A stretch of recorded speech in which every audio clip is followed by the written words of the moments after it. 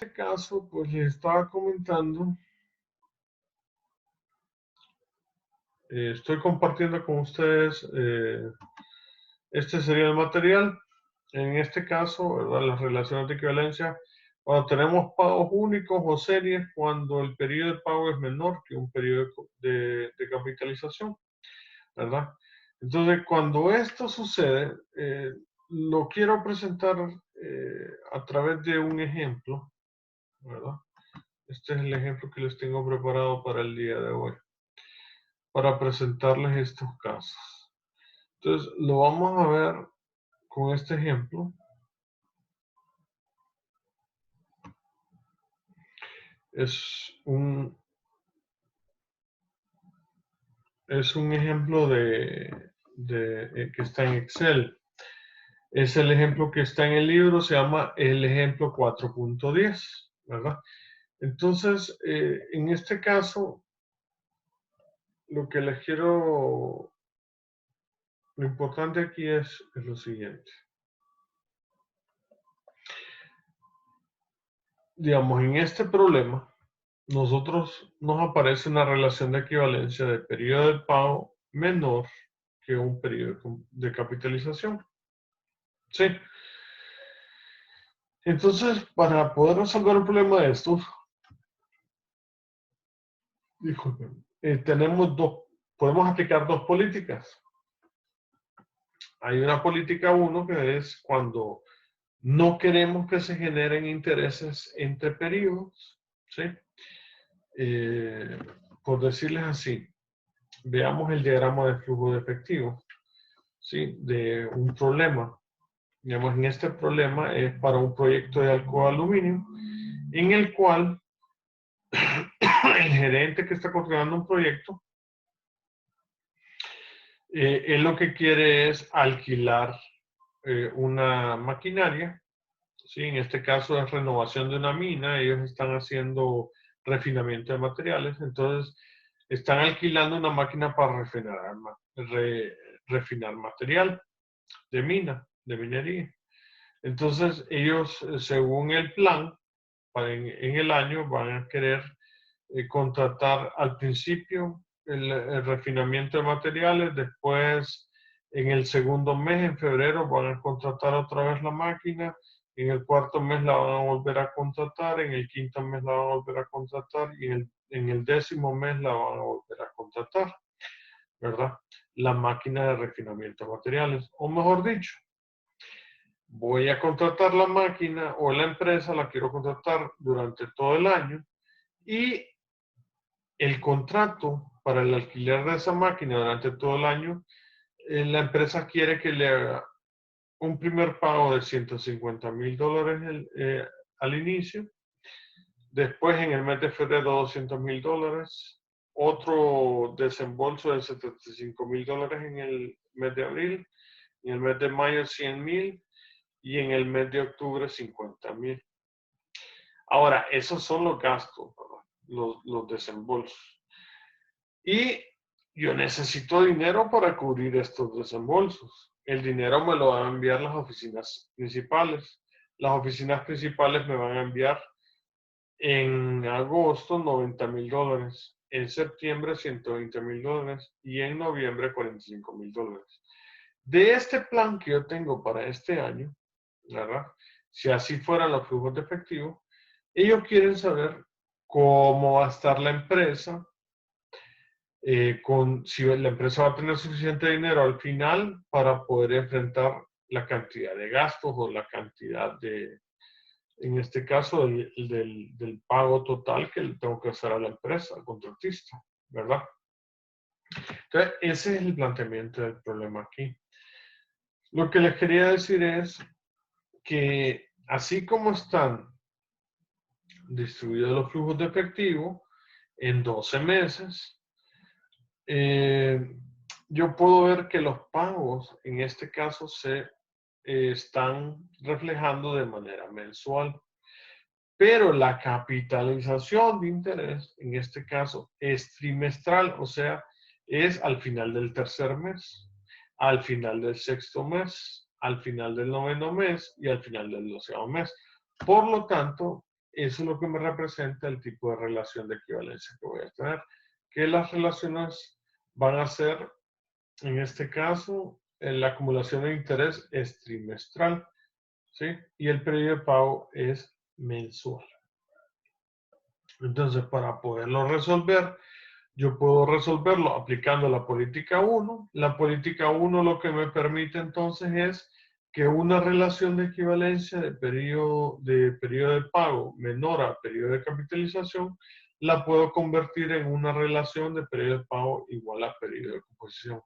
¿Eso qué significa? Eso significa que el periodo de composición es trimestral y voy a estar trasladando todos los flujos con un periodo de pago trimestral también, ¿verdad? Eso es lo que implica entonces que vamos a trasladar o convertir los flujos de efectivo. Muy bien. Entonces,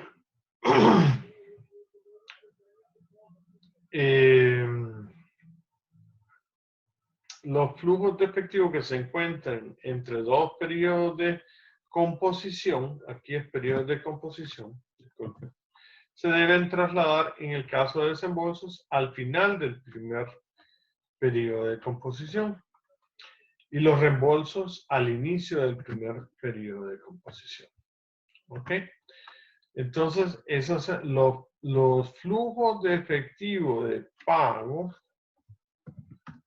que se encuentren en entre dos periodos de composición se deben trasladar al final del periodo de composición y los reembolsos al inicio. Entonces, el procedimiento es, primero, trasladar los desembolsos y segundo, trasladar los, ¿cómo se llama? Los reembolsos. Muy bien, esa es la primera política. La segunda política que podríamos utilizar es la política 2. Si existe capitalización de intereses interperiódicos, entonces, si existe capitalización de intereses interperiódicos, aplicaríamos, dejaríamos los flujos de efectivo tales y como se muestran, ¿verdad? Así los dejaríamos, no los modificaríamos.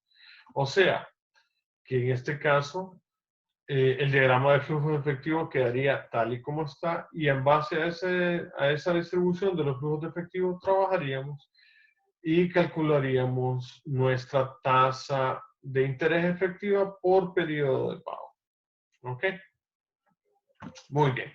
Entonces, ese es el planteamiento, eso es lo que nosotros vamos a estudiar ahorita. Entonces, veamos el problema. El problema 4.10, ¿qué nos dice? Nos dice que en este caso,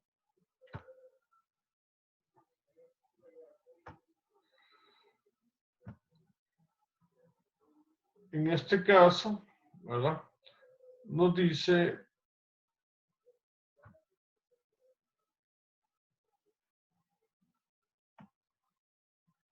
a ver si me están copiando.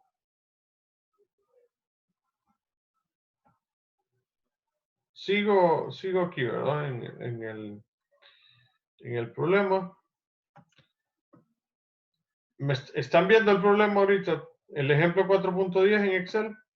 Esa es la pantalla que les estoy compartiendo ahorita. No, sale la de Word. Ok, entonces este es el ejemplo 4.10. ¿Hoy sí? ¿Están viendo la de Excel? Aún no, sale la de Word.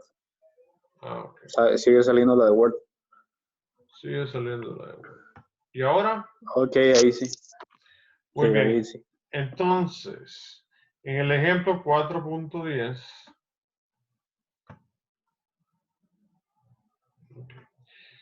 dice, Rob es el ingeniero coordinador encargado de dirigir la obra de un proyecto en una mina de la empresa Alcoa Aluminum. O sea que Rob está en el campo, en una mina, y la empresa se llama Alcoa Aluminum. Sí, y en este caso, en esa mina, la mina está en renovación. Uno de los proyectos de renovación actuales consiste en instalar un nuevo equipo de refinamiento de materiales, para lo cual ha sido contratada una empresa contratista local, o sea, una empresa que hace refinamiento de materiales o que alquila equipo de refinamiento de materiales. ¿Sí? Entonces, para ese proyecto de renovación, de la mina, estamos contratando una empresa que nos va a alquilar el equipo de refinamiento de materiales. ¿Sí? Para ello, entonces nosotros con la empresa llegamos a un acuerdo y vemos que en el diagrama de flujo de efectivo nos muestra los desembolsos de los pagos que ella quiere que le hagamos durante el año por alquilarle el equipo de refinamiento de materiales durante todo un año, durante 12 meses o durante 4 trimestres. Muy bien, entonces Rob desarrolló ese diagrama de flujo de efectivo en base a esos flujos. El diagrama incluye los pagos que le vamos a hacer al contratista, que son los desembolsos, que están en azul, ¿sí? Y los reembolsos, que es el dinero que vamos a estar recibiendo para el proyecto aprobado o que nos estará depositando las oficinas centrales de Alcoa, ¿verdad? Que son los que manejan el dinero de la empresa. Entonces, Rob sabe que para este tipo de proyectos de renovación de minas, en este caso, alquiler de equipo de refinamiento, la tasa de interés que se aplica es del 12% anual compuesto trimestralmente y que la empresa Alcoa, en este caso, va a aplicar la política 1, ¿sí? Aplicará la política 1, que es que no vamos a capitalizar intereses interperiódicos. ¿Sí? Entonces, cuando decimos no capitalizar intereses interperiódicos, ya sabemos que lo que es que vamos a convertir una relación de periodo de pago menor a periodo de composición a una relación de periodo de pago igual a periodo de composición, ¿verdad? Entonces, por lo tanto, se encontrarán, la pregunta es, analice si se encontrarán al final del último trimestre o cómo se encontrarán las finanzas del proyecto de ROB al final del año o al final del último trimestre, ¿verdad? Por cuanto el valor futuro F después de 4 trimestres se calcula de la siguiente manera. Entonces, es lo que queremos saber, cuál va a ser la situación financiera de la empresa al final del año con estos pagos y estos reembolsos, ¿verdad? Y los colocamos, bueno, entonces, esto para poder hacer el diagrama de flujo de efectivo, yo hice una tablita, ¿verdad? En la tablita la dividí por meses y en cada mes determiné cuáles son desembolsos y cuáles eran los reembolsos. Los desembolsos siempre son negativos, los reembolsos son positivos. Y con eso entonces hago esta figurita que está aquí, ¿verdad? Este diagrama de flujo de efectivo. Muy bien, entonces para poder empezar a hacer el ejercicio, elegimos entonces que la empresa en este caso no quiere capitalizar intereses interperiódicos y vamos a aplicar la política. Ingeniero, esa va a ser una información ya en el problema. Correcto, correcto. Ok. Sí. Entonces, la empresa nos dice, vamos a utilizar la política de que no queremos acumular intereses interperiódicos, ¿verdad? Muy bien. Entonces, el primer paso va a ser determinar la relación de equivalencia, que ya la sabemos, ¿verdad? Los periodos de composición son trimestrales, están dados en la tasa nominal. El periodo de pago son mensuales, están dados en el diagrama de flujo de efectivo, la forma en que están los flujos de efectivo por mes, ¿verdad? Y en este caso, el periodo de pago es mensual, el periodo de composición es trimestral, y entonces la relación que se nos genera es una relación periodo de pago menor a periodo de composición. Paso 2, identificar el tipo de flujos de efectivo que se muestran. Entonces, los tipos de flujos de efectivo, vean ustedes aquí el diagrama, qué tipos de flujos de efectivo hay en este diagrama.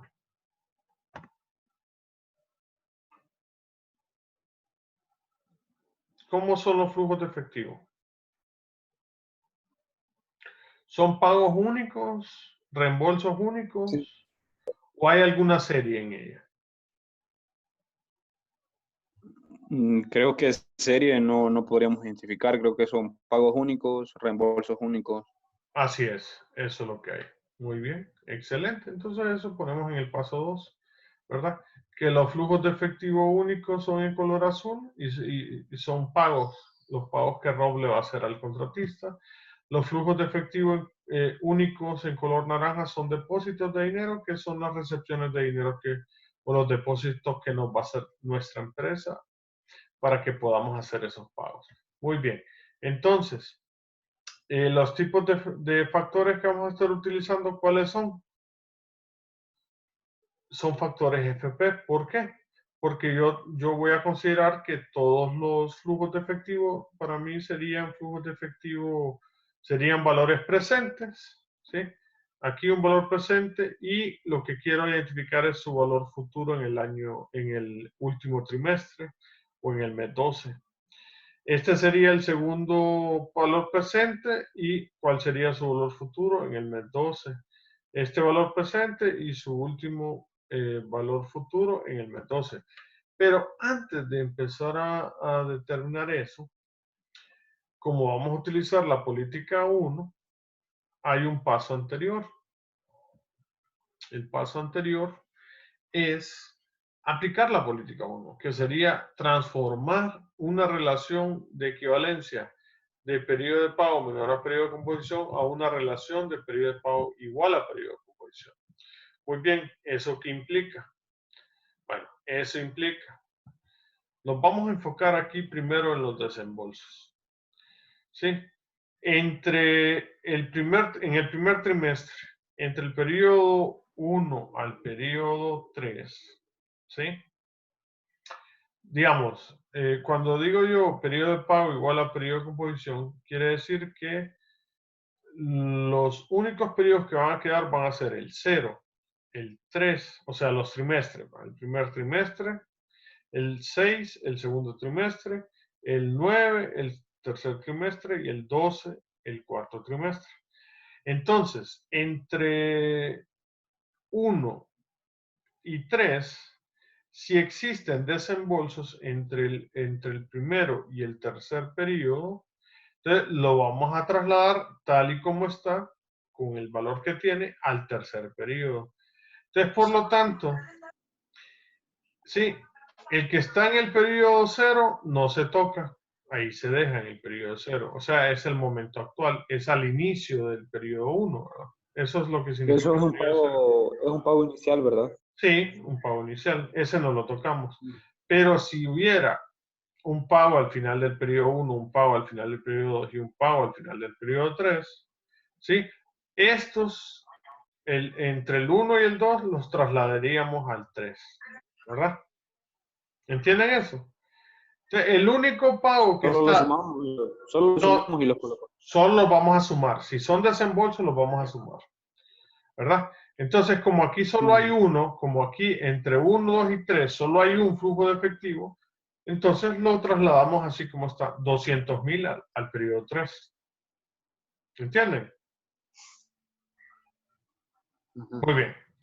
Pasemos al segundo trimestre, que es del 4, 5 y 6. Ese es el segundo trimestre. Entonces, ¿cuántos desembolsos hay en el periodo 4? 1. ¿Y cuántos desembolsos hay en el periodo 5? 1. Entonces, estos dos, no hay un desembolso en el periodo 6, así que estos dos los sumamos y lo pasamos al periodo 6. ¿Verdad? Entonces, vean ustedes cómo nos va quedando los desembolsos en la siguiente figura. ¿Verdad? Entonces, tal y como dijimos, ¿verdad? Tal y como hemos dicho,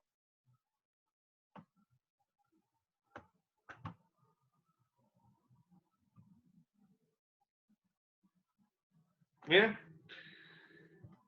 en el primer trimestre, al final del periodo 3, solo hay un flujo de efectivo y es 200,000. En el segundo trimestre, que es en el periodo 6, ¿sí? Solo hay un flujo de efectivo, que es la suma de estos dos que habían en el anterior, da 175,000. Y hay un tercer flujo de efectivo, en este caso, que es de 50,000, pero este está en el último trimestre, entre 10, 11 y 12.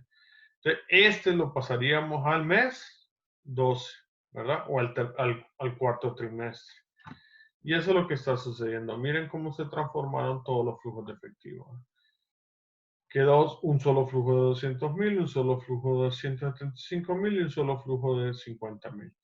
Eso es solamente para los desembolsos. Ahora, ¿cómo se convierten los reembolsos? ¿Verdad? En los reembolsos es diferente. En los reembolsos es diferente.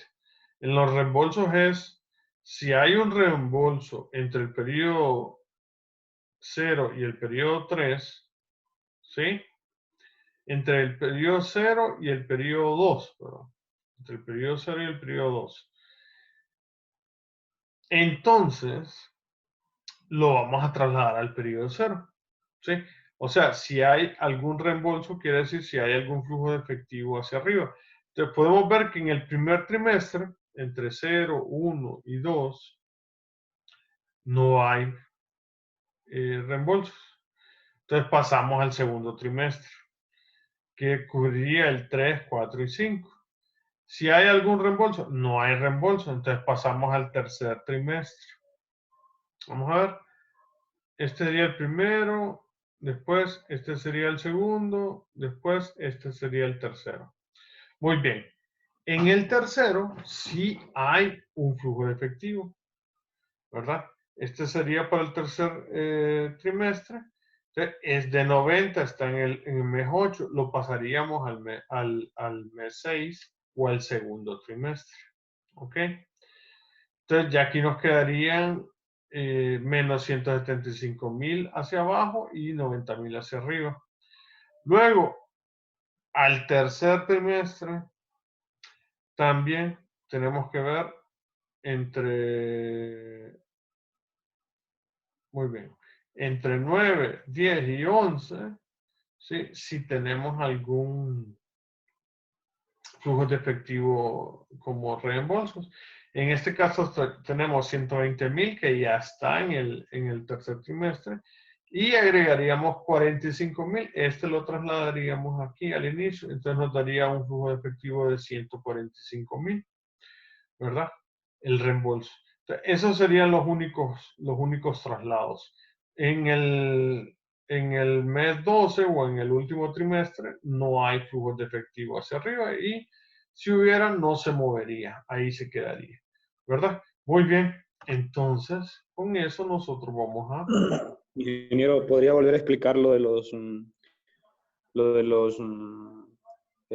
reembolsos, por favor, que no lo entendí? No, no sé si es que se mueve de 2 en 2 o es que se mueve en trimestre, no, No, no no, soy no, tan no, claro. no. No es que se mueven de 2 en 2, sino que en la posición que tienen, tal y como están, ¿sí? Nosotros tenemos primer trimestre en el 3, ¿verdad? Pero tenemos los reembolsos. Si nosotros tuviéramos reembolsos entre 0 y 3, ¿sí? Si hubiera reembolsos entre 0 y 3, que sería en el mes 1 y mes 2, los trasladaríamos a 0, ¿sí? Si en el segundo trimestre entre 3 y 6 tuviéramos reembolsos, o sea, aquí y aquí, si hay reembolso aquí, no se mueve, queda en 6. Pero si hay reembolso en 4 y 5, se mueven al 3. ¿Ok? Si en el tercer trimestre, que es del 6 al 9, ¿sí? Hay reembolsos en el 6 y en el 8, ¿sí? Si hubieran reembolsos en 6, 7 y 8, estos se suman todos y queda un solo flujo en el sexto, ¿sí? Si hay en el 9 no se mueve, ahí se queda, ¿va? Entonces, el único que estamos moviendo, como el único reembolso que hay entre 6, 7, 8 y 9 es en el 8 se mueve al 6 y el de 9, como está en el 9, ahí se queda. ¿Entendieron?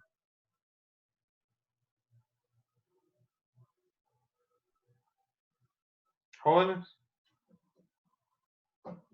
Sí, ingeniero, ya quedó más claro. Gracias. Ok. Sí, ingeniero, gracias. En el último periodo, entre 9, 10, 11 y 12, ¿cuántos reembolsos hay?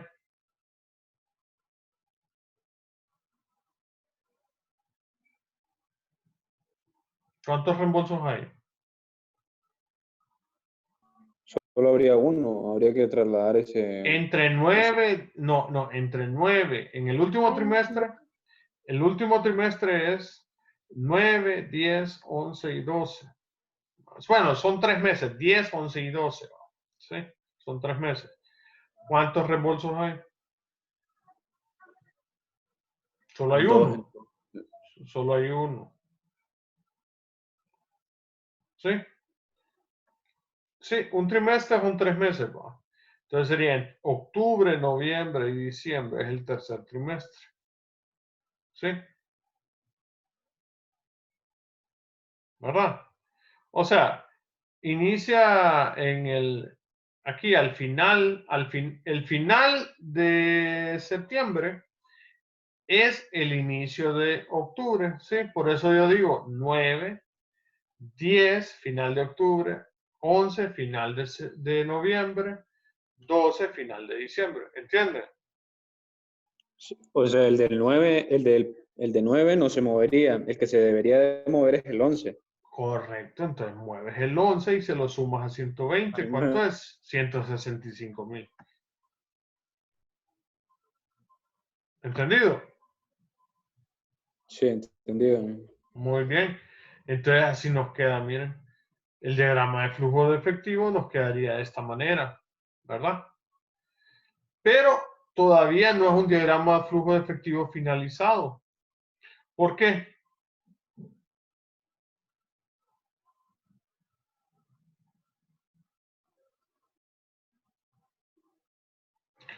Porque, digamos, en el segundo trimestre, en el mes sexto, tenemos tanto un flujo de reembolso como un flujo de desembolso. Aquí tenemos que calcular un flujo de efectivo ya el neto, el flujo de efectivo que quedaría, que sería la resta de este que va hacia arriba con este que va hacia abajo. ¿Sí? Sería, en ese caso, la resta de 90,000 menos 90,000 más menos 175,000. ¿Ok? A ver si lograron entender eso.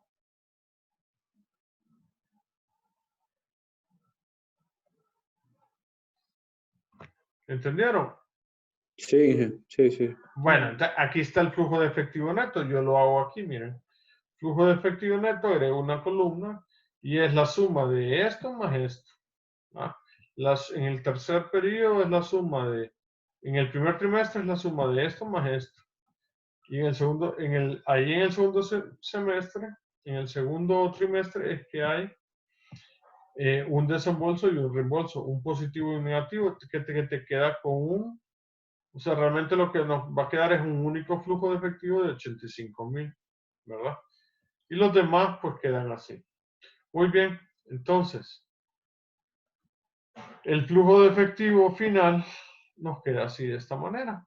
Ya transformado el diagrama de flujo de efectivo final es este. Nos queda un flujo inicial de 150,000 y los demás flujos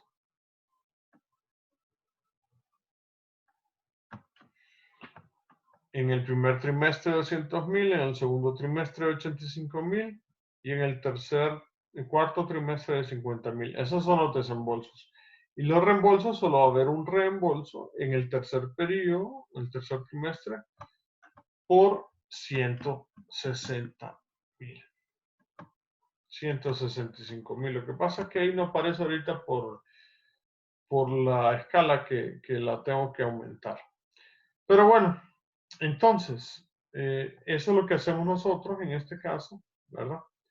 En este caso, eso es lo que hacemos para trasladar y convertir ya nuestro flujo de efectivo.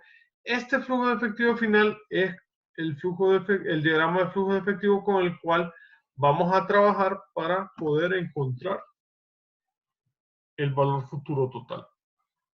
¿Verdad? ¿Entendieron eso?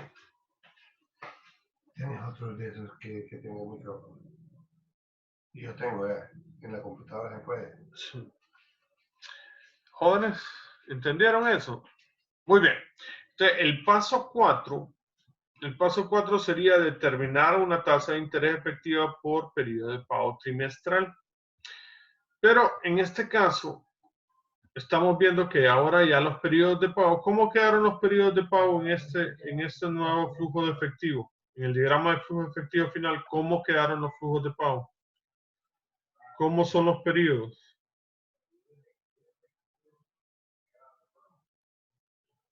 Jóvenes, los periodos de pago, ¿cómo son? Y ahora estamos hablando de trimestres nada más. Ya nos olvidamos de los meses, ¿sí? Porque ya trasladamos todos los flujos a trimestres. Eso fue lo que hicimos, esa fue la conversión. ¿Entendieron eso? Sí.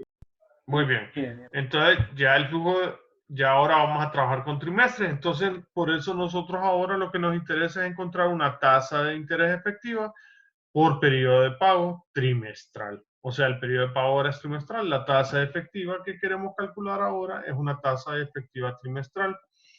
¿Sí? Y por lo tanto, empezamos. ¿Alguien tenía alguna consulta? Dígame.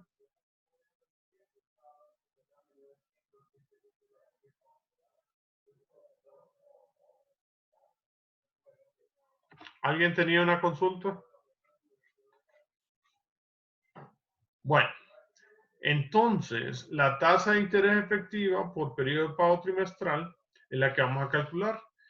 En el problema nos dan una tasa de interés nominal, en este caso la tasa de interés nominal es del 12% y nos dice que es una tasa de interés nominal del 12% anual compuesta trimestralmente.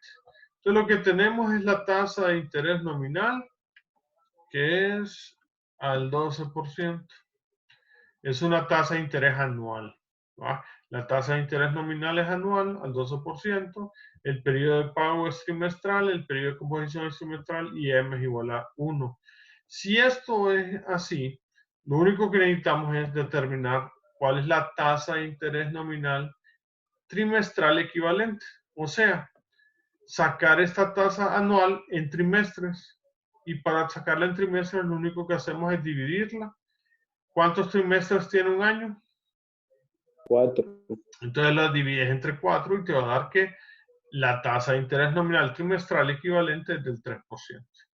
Entonces, si la tasa de interés nominal trimestral equivalente es del 3% y los periodos son trimestral y el periodo de composición es trimestral y tenemos una frecuencia de pago igual a 1, entonces la tasa de interés, sin necesidad de tener que calcularla, ya sabes que es una tasa de interés del 3% también. Es igual a la tasa de interés nominal, ¿verdad?